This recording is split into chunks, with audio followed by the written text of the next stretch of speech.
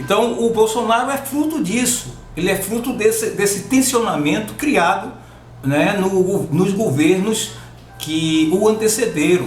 Então ele foi escolhido presidente em 2018, na eleição, primeiro porque o dono do Partido dos Trabalhadores, presidiário, preso, condenado em segunda instância, existe lei no Brasil que diz que a pessoa que é condenado em segunda instância, ele está inabilitado para assumir cargo político, né? É a chamada lei da ficha limpa, ele não pode ser sequer candidato, mas o PT insistiu no nome de Lula, né? Não quis fazer nenhuma articulação com outros candidatos também do campo das esquerdas, impôs o nome de Fernando Haddad, que tinha sofrido uma derrota vergonhosa na disputa para a Prefeitura de São Paulo 2 anos antes, perdeu em primeiro turno, mesmo sendo prefeito de São Paulo, né? Mas ele foi imposto como candidato das chamadas esquerdas, e evidentemente que todas as pesquisas já davam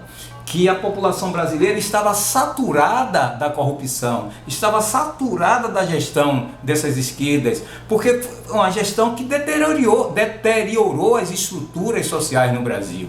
Ou seja, a violência, por exemplo, a violência letal fugiu totalmente do controle, né, na gestão do PT, mais de 60 mil assassinatos por ano, isso nos últimos 14 anos, numa sequência. O Brasil acumula mais homicídios que atingem principalmente a juventude e a juventude negra.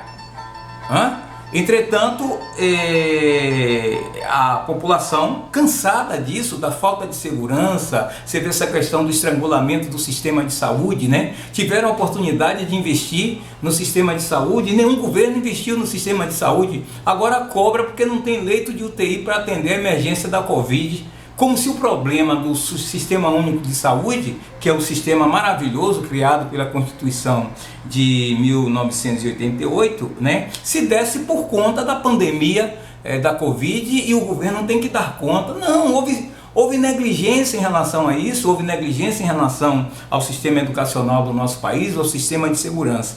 Então ele é fruto disso. Ele foi eleito por conta disso. Quer dizer, há uma rejeição e essa rejeição permanece. Veja, há 1 ano e meio da gestão de Jair Bolsonaro, que é um candidato de direita, um candidato com um projeto econômico liberal, ligado também digamos, à diminuição do Estado, o índice de aprovação dele continua estabilizado.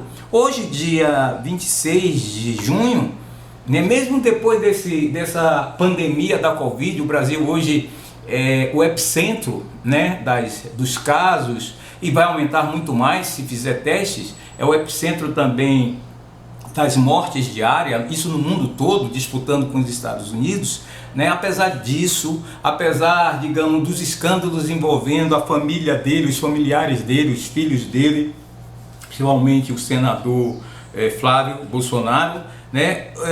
Apesar de toda a porrada que ele tem levado sistematicamente do conglomerado de comunicação formal, sob a liderança da Globo, né? A Globopar, essa grande empresa que tem tentáculos e que tem grande influência na política brasileira por conta da sua hegemonia na audiência, né?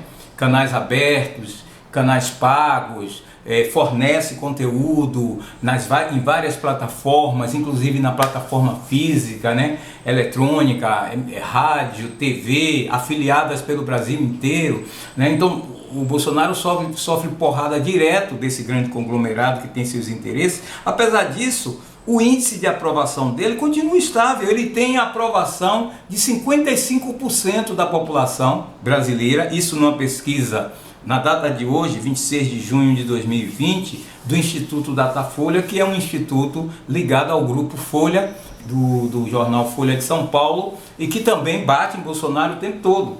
Então você vê o seguinte, ele continua resiliente apesar disso. Por que ele continua com essa resiliência?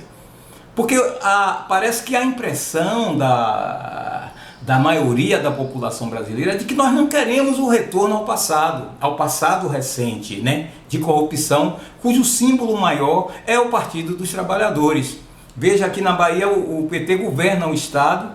Nesse contexto da pandemia, foi decretada emergência em todos os estados e na maioria dos municípios, né? E a gestão daqui do PT está envolvida também num escândalo relacionado à compra de respiradores. 48 milhões, um contrato assinado com uma empresa que parece ser de fachada, né? Pago no mesmo dia os 48 milhões. O governo do estado da Bahia transferiu esse valor para a conta dessa empresa, uma empresa quase que fantasma, igual àquela empresa na qual o governo do PT, na gestão anterior de Jacques Wagner, adquiriu lá em Portugal dois navios ferryboat. Eu estava morando em Lisboa, fui investigar esse caso, descobri que a empresa funcionava num salão de cabeleireira, ou seja, num apartamento residencial, né? Um empréstimo de, sei lá, se não me engano, de 18 milhões de euros.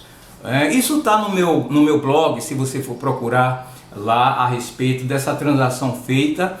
O Ministério Público aqui na Bahia não tomou providências, apesar do Tribunal de Contas, se não me engano, do Estado, um conselheiro ter mexido nisso, mas isso está aí, né? Jacques Wagner, que era o governador, inclusive agora está com seus bens bloqueados, que também era a segunda alternativa para ser candidato à presidência em 2018, a segunda alternativa de Luiz Inácio Lula da Silva. Mas Jacques Wagner, muito esperto, ele precisava de ter a proteção do chamado foro privilegiado, né? Não caiu na arapuca, não se candidatou, não aceitou o nome dele para ser candidato, porque seria derrotado, ele sabia disso, né? Queria apoiar Ciro Gomes, que o PT apoiasse Ciro Gomes, do PDT, mas o PT intransigente, não, ou é o PT ou não é ninguém, né? Mas ele precisava, então ele se candidatou ao Senado, foi eleito, hoje é senador, mas está às voltas aí com a Operação Lava Jato, né? Então veja bem,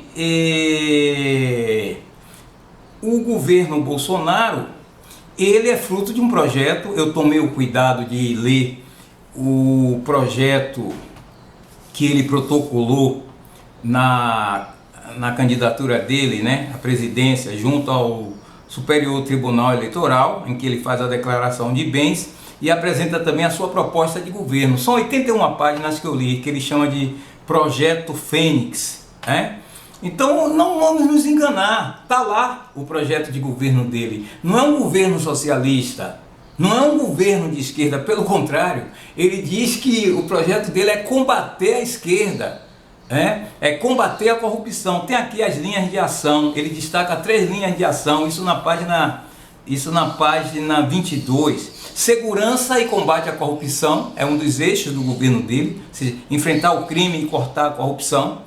Saúde e educação, claro, eficiência, gestão e respeito com a vida das pessoas, melhorar a saúde, dar um salto de qualidade na educação com ênfase na infantil, básica e técnica, sem doutrinar.